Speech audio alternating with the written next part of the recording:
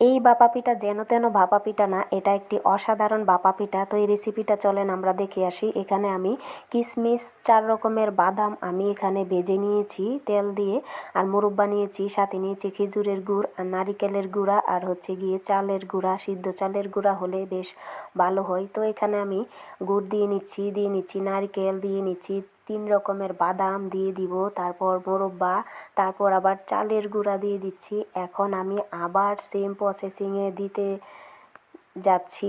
তো এভাবে 2-3 বার করে আপনারাও দিয়ে নেবেন। তো আমিও দিয়ে নিয়েছি, দেখেন মোরব্বা দিচ্ছি, আর দেখতে বেশ ভালো লাগছে।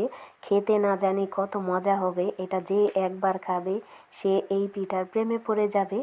তো ভাপা পিঠাটা তো দেখেন একদম আমি কমপ্লিট করেছি। আর গ্যাসের চুলায় রান্না করব এই মুহূর্তে দেখলাম যে গ্যাস ফুরিয়ে গিয়েছে, গ্যাস যে দাম, তো মাটির চুলায় চলে গেলাম। এটা হচ্ছে একটা অ্যাক্সিডেন্ট। তো ভাপা পিঠাটা ট্রাই করে দেখতেছি। ও মাই গড, ভাপা পিঠাটা মুখে দিয়ে বুঝলাম এত টেস্টি হয়েছে, অনেক মজা হয়েছে।